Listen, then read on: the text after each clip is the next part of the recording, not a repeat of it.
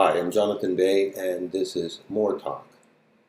Now, the reason that we number our episodes 1, 2, 3, and this is 4, episode 4, is so that we'll have somewhat of a organized filing system that would aid our viewers in understanding what we may be referring to should we in the future, at some point, and hopefully there won't be many of these circumstances, where we would need to make a correction.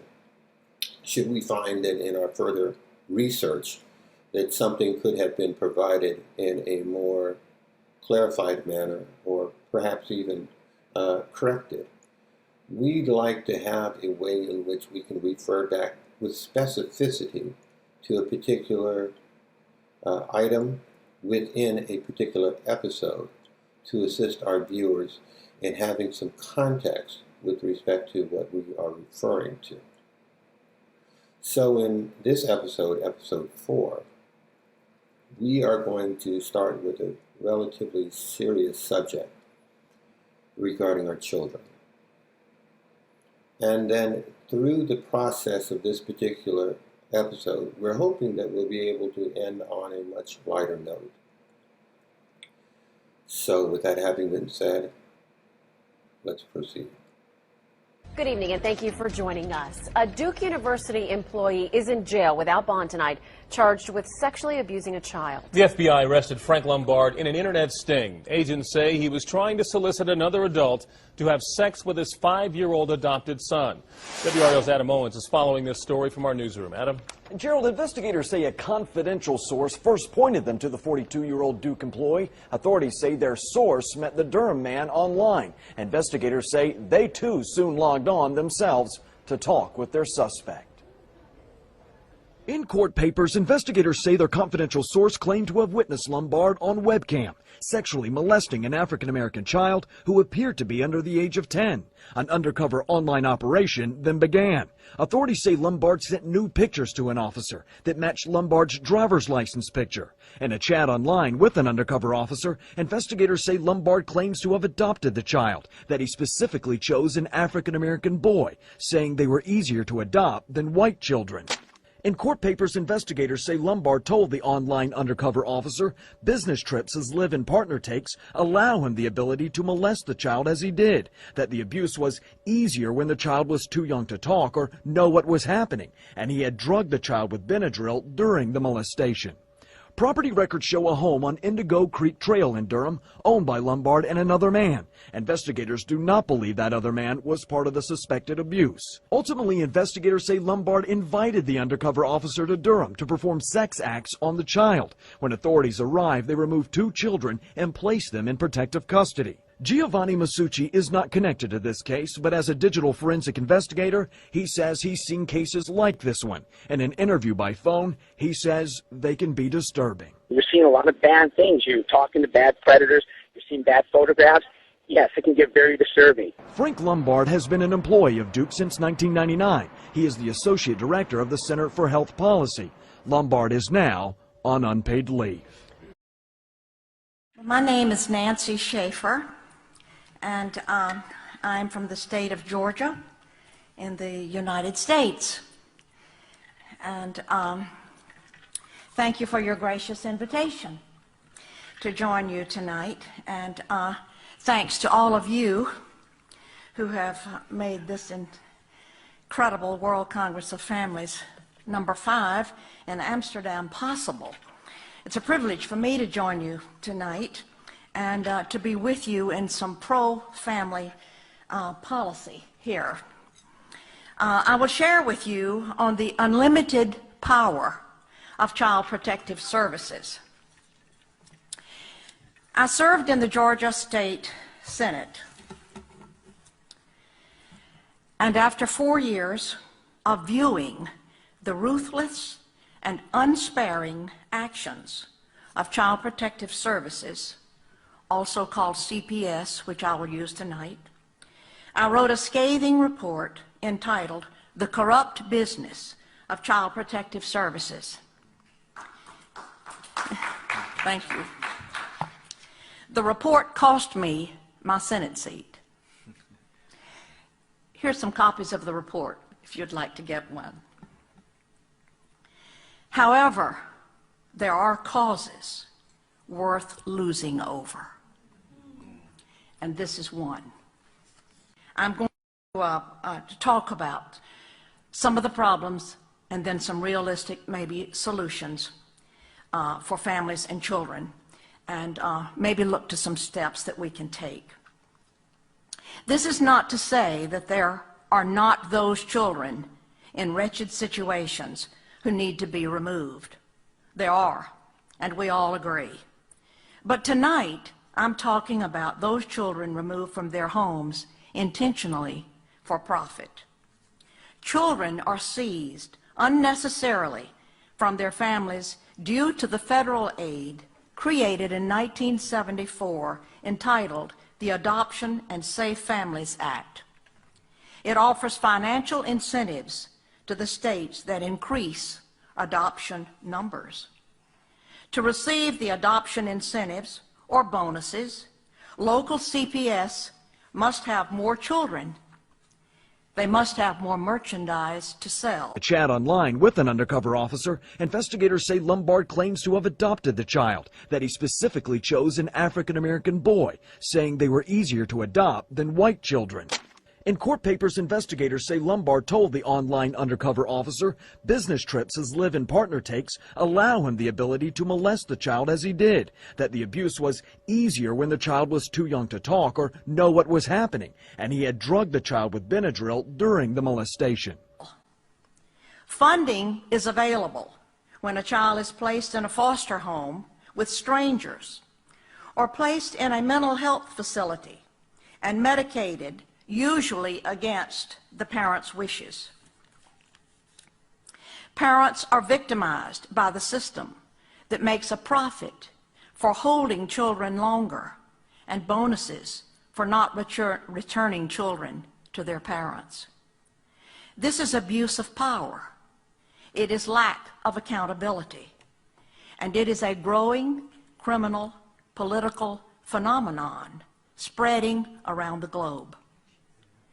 Oftentimes, but not always, poor parents are targeted to lose their children because they do not have the wherewithal to hire an attorney or fight the system. Being poor and lacking proper housing does not mean your children should be removed. CPS has redefined poor to mean psychologically inferior. Therefore, it is in the best interest of the child to be removed. Best interest, of course, has also been redefined at the child's expense. It has been reported over and over that 6 times as many children die in foster care than in the general public. Once a child is legally kidnapped and placed in official safety, the child is far more likely to suffer abuse, including sexual molestation and/or rape. Case workers and social workers are often guilty of fraud. They withhold and destroy evidence, and they seek wrongly to terminate parental rights while being protected by state immunity.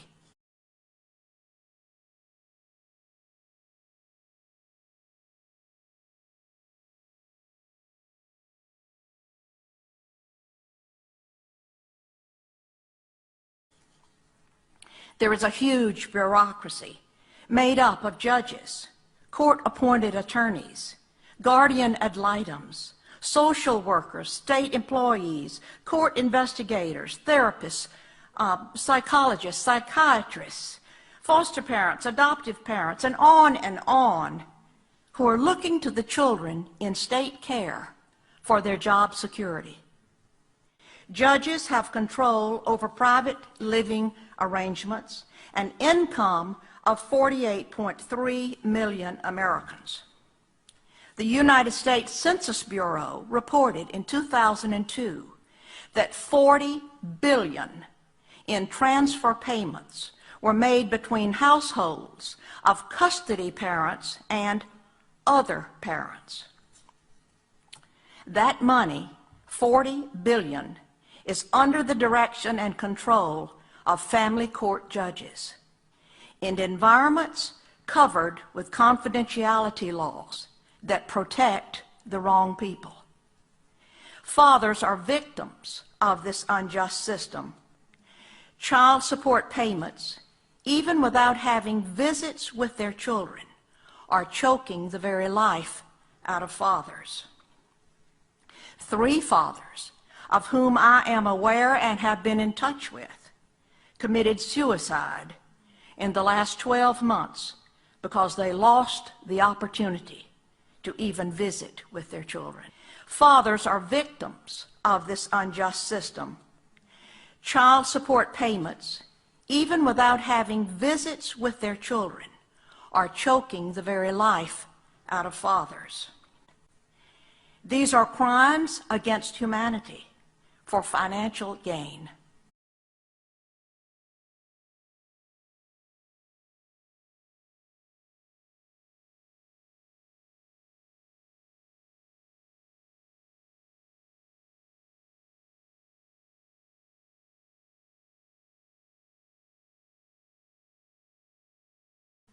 Rights are removed from parents, human rights, civil rights, and even religious rights.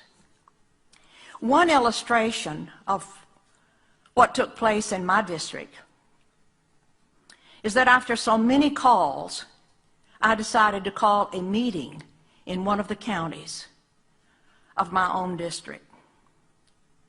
I personally called 37 families that had been in touch with me who had all lost their children, grandchildren. I had them meet me in the library one Saturday morning. We started at 9 o'clock and we ended at 9 o'clock. We had 50 families standing outside the door that could not get in. We didn't have time to talk with them.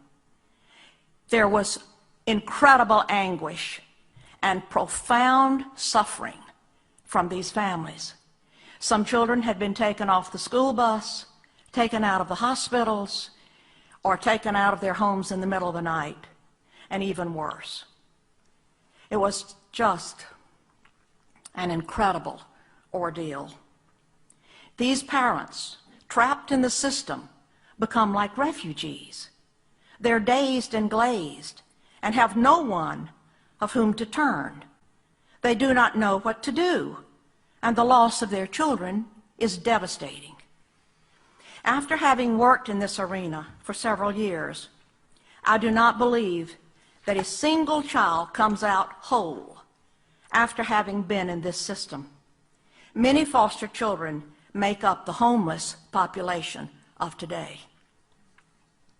I introduced legislation, Senate Bill 415, in my last session. A substitute bill was written at the last minute by the chairman of the Judicial Committee. All the strong points of my bill had been compromised. I was told, accept it, Senator. At least you will get some legislation passed. And I answered with, obviously, you do not know me. I did not come to the Capitol to get legislation passed. I came to make a difference.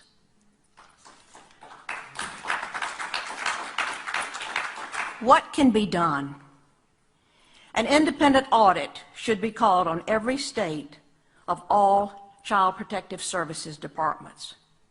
I'm in touch with congressmen and state officials, and the door may be possibly opening very slowly. A federal congressional hearing is needed. But let me add, due to the hundreds upon hundreds of cases that I've been called to consider, I placed calls to state senators, representatives in their respective states across the country, asking them to help me with certain families. And I was told, if I help that family, or if I help you, I will lose my job. Remove, abolish the federal and state financial incentives, and those are taxpayer dollars. Those dollars have turned CPS into a business that takes children and separates families for money. Open family court. Remove the confidentiality laws. Give parents their rights verbally and in writing. I even feel that to terminate the rights of parents, the case should be heard before a jury. Family rights and parents' rights must be protected.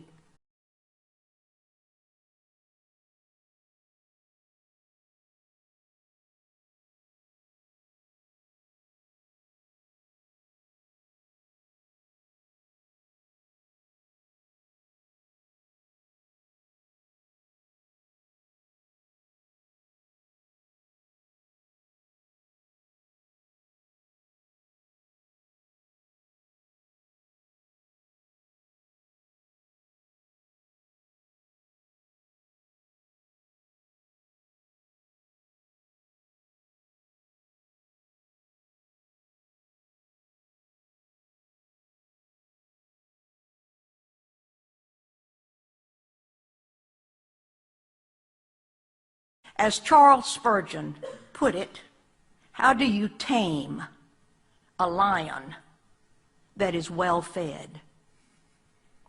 First, he must be brought down. Second, his stomach must be lowered. How do you tame Child Protective Services? It may be only by closing it completely and starting over at the beginning with pro-family values. In closing, let me remind you that there is case law from state appellate and federal district courts and up to the United States Supreme Court, all of which affirm the constitutionality of the rights of parents to actually be parents to their children. There's biblical law too.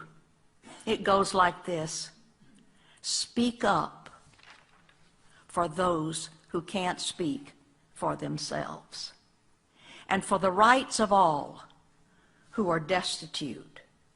Speak up and judge fairly. Defend the rights of the poor and the needy. Thank you.